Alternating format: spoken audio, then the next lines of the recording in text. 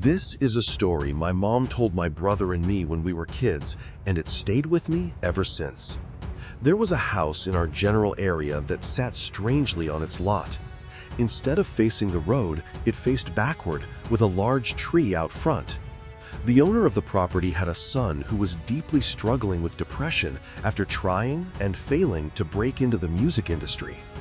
Even though his son had said he didn't want help, the father still tried to support him by letting him rent the backwards-facing house. The son was known for loving Halloween more than anything.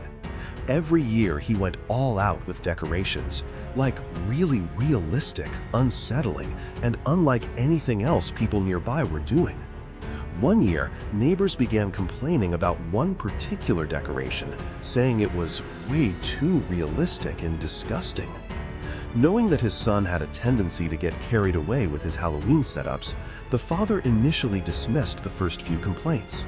However, as more complaints continued to come in, he decided to go check on the property himself. When he arrived, he immediately understood what the commotion was about. There it was, a Halloween decoration that appeared to resemble a body hanging from the tree. The father went to confront his son and have him take it down, believing the display was far too inappropriate. He knocked on the door, since his son's car was there, but there was no answer.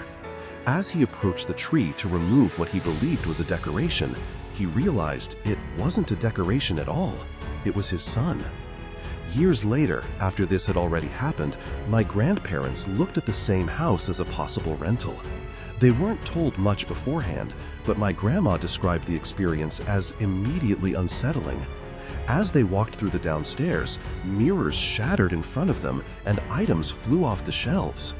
When they went to the bedrooms upstairs, one room was so cold they could see their breath, while another room was extremely hot, with wallpaper peeling away from the walls. They stayed polite during the showing, but my grandpa refused to let the family move in. As the father grew older and could no longer find tenants for the house, he eventually decided to tear down. I can't remember if it was torn down or burned down. But what's super weird is that no one in my family remembers the exact road anymore.